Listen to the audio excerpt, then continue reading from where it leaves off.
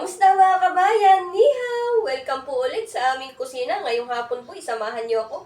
Magluluto po tayo ng balat ng baboy o chopi dito sa Taiwan.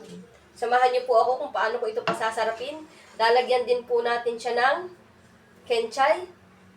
Ayan. Simulan na po natin. Tara, samahan niyo po ako para po masubukan niyo na rin. Tara!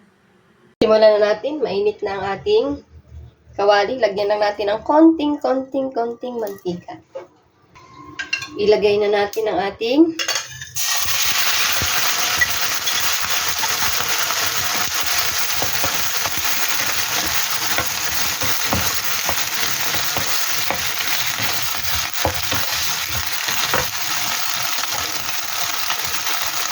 balat ng baboy.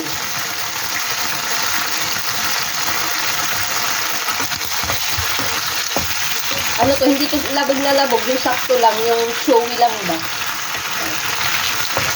Hindi siya matigas, hindi siya yung malambot na malambot.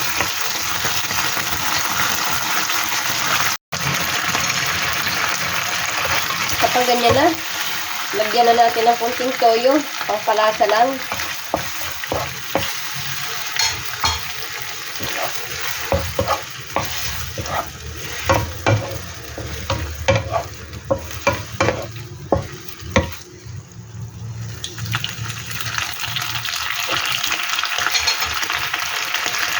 Next, ilalagay na natin yung ating gulay.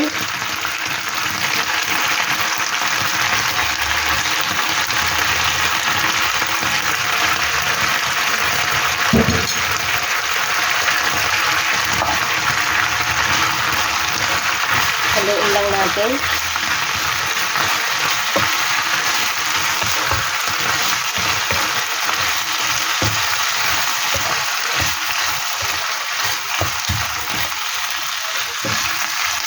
Sa palagay nyo, masarap ba to? Kung naamoy nyo lang ang bango-bango niya.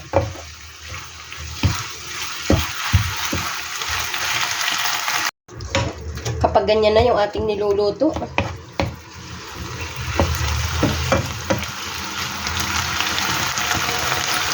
lagay na natin ang ating sili.